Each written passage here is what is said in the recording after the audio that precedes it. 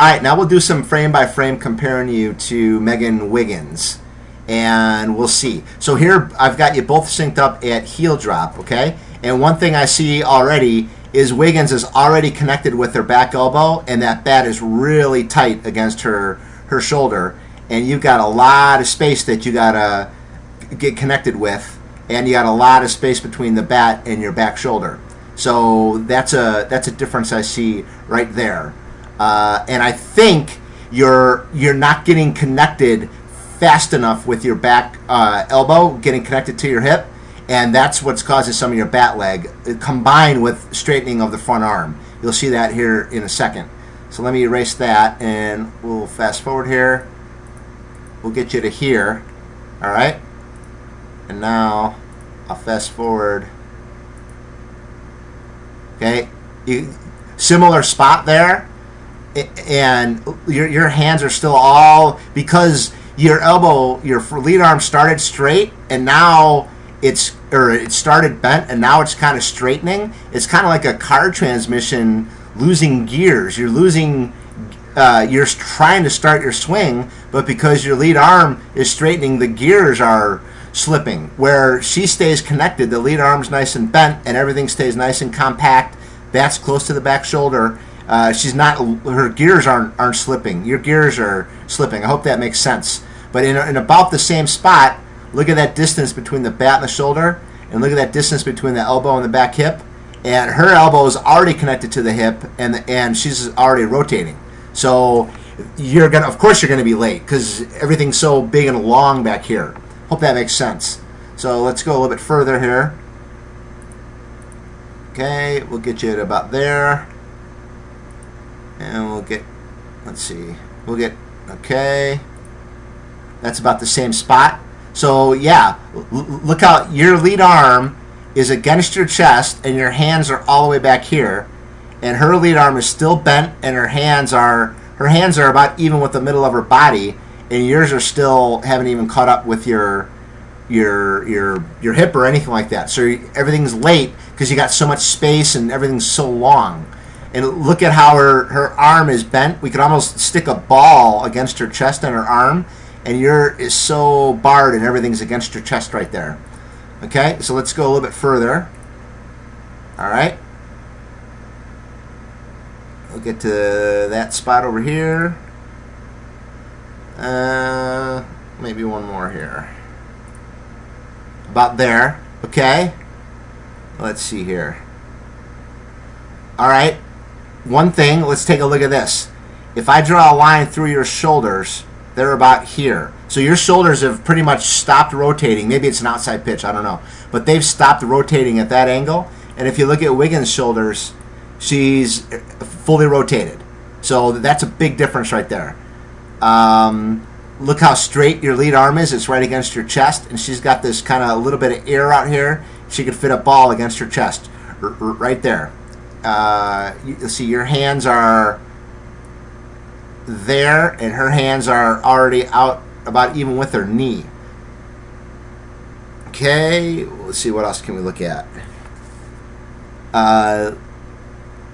Your front shoulder stops rotating. Look, I think because you start bent there, but then by straightening your lead arm and you got all this space and everything kind of slips back here, your front shoulder doesn't really rotate much. Like everything stops rotating. Even look at your chest, your U of I and everything like that. You've stopped rotating there, and you're basically just throwing your hands at it at the end there. So that's about all you got. Let's look at Wiggins. She stays connected, and watch her front shoulder as she swings. It rotates, rotates, rotates, rotates. I mean, look at that angle.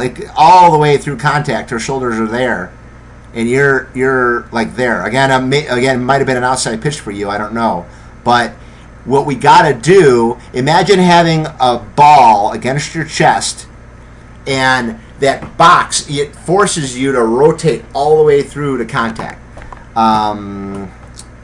So I think you got to work on not barring that lead arm and keeping that leading with that elbow being bent. I'm kind of rambling here. Hope that some of this makes sense. What else do I got?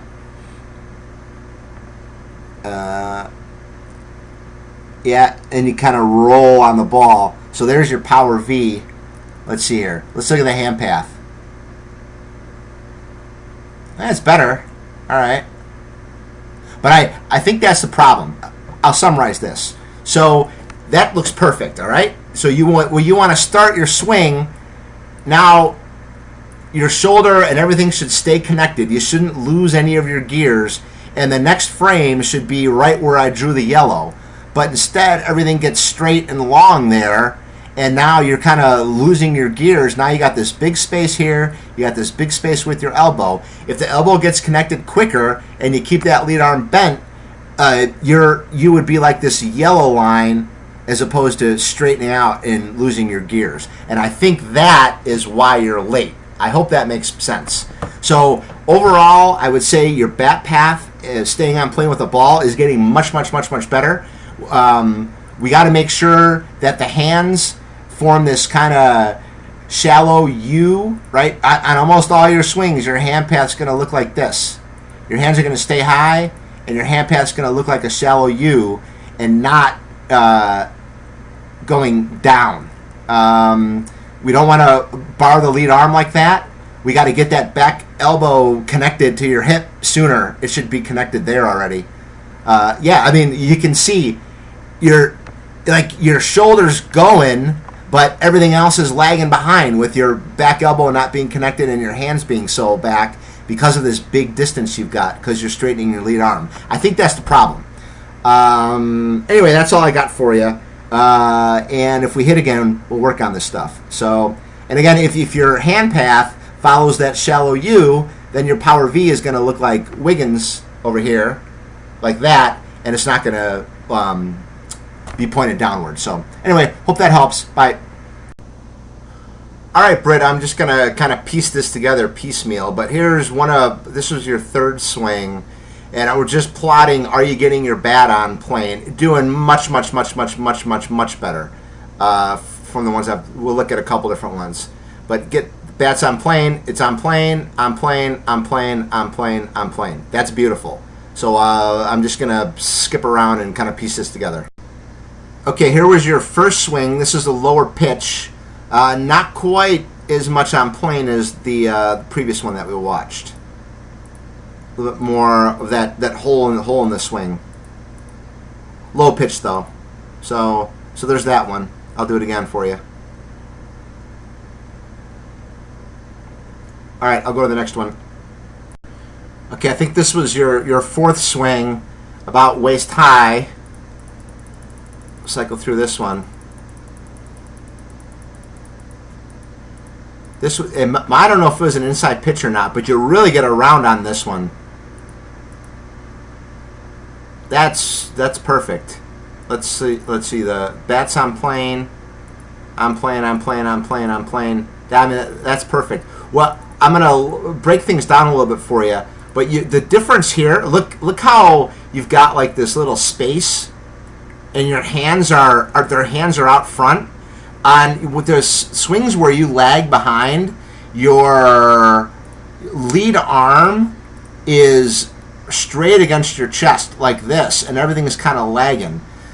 So you could actually, that band I gave you would work, or you can put just like a basketball or a volleyball against your chest, but you should have a little bit of space there. Here, look at Wiggins. See how her hands are out in front and she's got this space right here? You can put a ball in there. On this one, you've got that, and everything comes around in sync. On the ones where you're late on, your lead arm is still really barred against your chest and everything's behind, which I'll go through in a little bit more detail later. But this was a good swing. You're on plane and everything. Okay, here's swing 5. Let's see here. Let's get it going. You got a little Mendoza step there, I noticed. How you stride, stop, and then stride again. That looks new. All right. Here comes the ball. Let's see here. Let's draw this in. All right, let's see. I'm playing. That goes down a little bit. Much better though. I'm playing there. I'm playing there.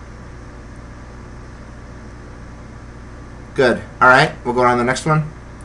Okay, here's kind of a high inside pitch, and I love this. This is what you need to get to. Look how tight you're staying, because it's a high inside pitch. Everything stays nice and tight like that, and you're fully rotated.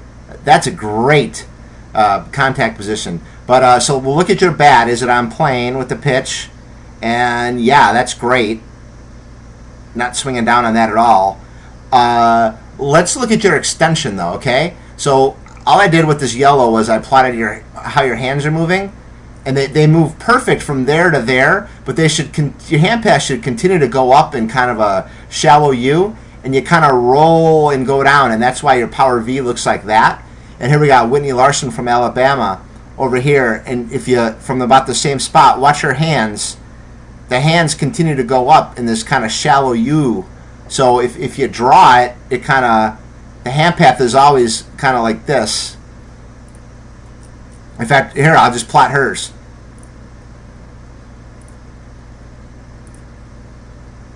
Shallow U, and if it goes up instead of down, then your power V looks like that instead of kind of a downward power V. This looks much better than before, but keep those hands working up. And don't let that lead elbow turn over or let those hands turn over. Just keep those hands working up. Hope that makes sense.